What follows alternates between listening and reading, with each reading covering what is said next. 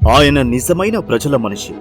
నీతి, నిజాయితీ, నిబద్ధత కలిగిన ప్రజా సేవకుడు. అధికారంలో ఉన్నా లేకున్నా, పదవులు ఉన్నా లేకున్నా, పార్టీలకు అతీతంగా నిత్యం ప్రజలతో మమేకమవుతూ వారి కష్ట సుఖాల్లో పాలు పంచుకునే నిఖార్సైన నాయకుడు.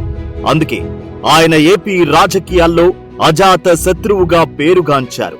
ప్రజలతో ఆయనది విడదీయరాని గొలుసు కట్టు బంధం. ఆయనే ప్రస్తుత నూజివీడు శాసనసభ్యులు, రాష్ట్ర గృహ నిర్మాణ, సమాచార పౌర సంబంధాల శాఖ మంత్రివర్యులు శ్రీ కొలుసు పార్థసారథి గారు.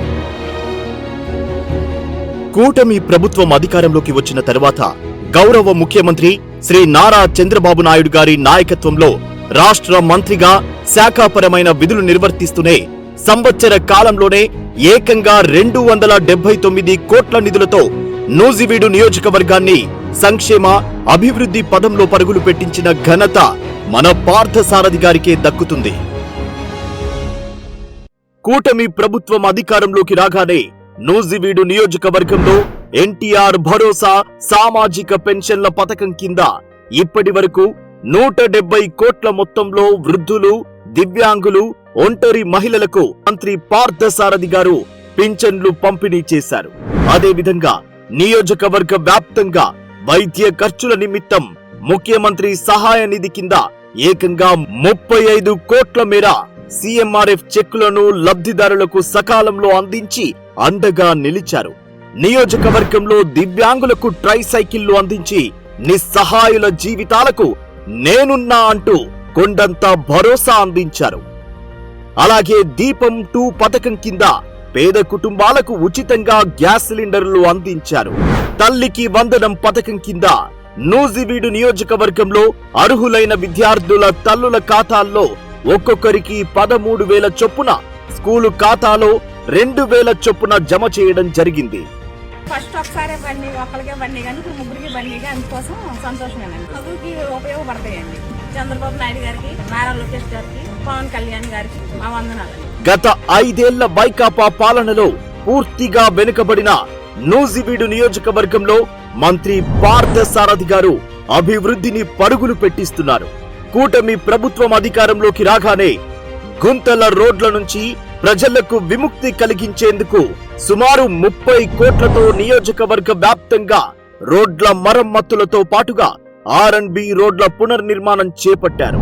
అలాగే MGNREGS నిధుల ద్వారా నియోజకవర్గంలో దాదాపుగా అన్ని గ్రామాలలో 30.12 కోట్ల నిధులతో నూతన సీసీ రోడ్ల నిర్మాణ పనులు పూర్తి చేయించారు.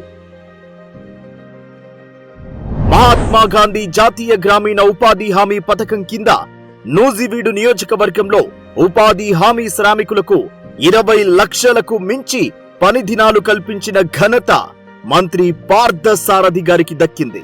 ఇక 5 కోట్ల నాబార్డు నిధులతో పంచాయతీరాజు రోడ్ల పునర్నిర్మాణంతో పాటుగా 3.55 కోట్ల జెడ్పీ నిధులతో పలు గ్రామాలలో రోడ్లు, డ్రైన్స్ మరియు డ్రింకింగ్ వాటర్ తదితర పనులను వేగవంతం చేయించారు. అలాగే 1 కోటి DMF నిధులతో బోరువంచ గ్రామ పంచాయతీ పరిధిలోని కొన్నంగుంట గ్రామం వద్ద డ్రైన్ నిర్మాణం చేపట్టారు. ఉప ముఖ్యమంత్రి శ్రీ పవన్ కళ్యాణ్ గారి సహకారంతో 3.55 కోట్ల NREGS నిధులతో గోకులం షెడ్డుల నిర్మాణం చేపట్టి పాడి రైతులకు అండగా నిలిచారు. దశాబ్దాలుగా నూజివీడు నియోజకవర్గం ప్రజలు ఎదుర్కొంటున్న తాగునీటి సమస్యలకు చెక్ దిశగా 29 లక్షల DMS నిధులతో నూజివీడు రూరల్ మండల ప్రజలకు సురక్షిత తాగునీరు అందించేందుకు పనులు ప్రారంభించారు. అదేవిధంగా నూజివీడు పట్టణ మంచినీటి అవసరాలు తీర్చడం కోసం అమృత్ 2 పథకం కింద మొత్తం 13.22 కోట్ల నిధులతో వెల్వడం నుంచి ఈదర వరకు పైపు లైన్ నిర్మాణ పనులను ప్రారంభించారు.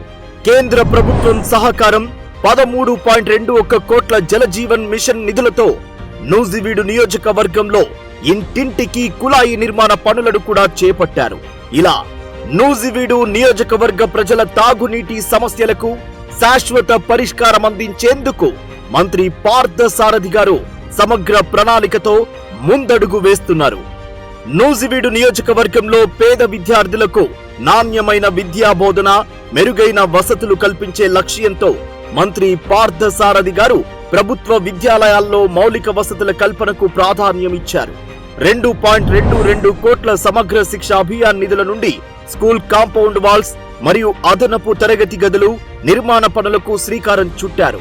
అలాగే నియోజకవర్గ వ్యాప్తంగా ఎస్సీ, ఎస్టీ, బీసీ, మైనారిటీ విద్యార్థులకు రాష్ట్ర ప్రభుత్వం నుండి ఏడాదిలోనే 9.91 కోట్ల స్కాలర్షిప్లు మంజూరు చేయించారు.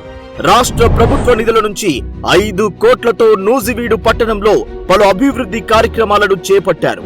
1,75 లక్షలతో నూజివీడు పట్టణంలో ఇండోర్ స్పోర్ట్స్ స్టేడియం నిర్మాణం చేపడుతున్నారు.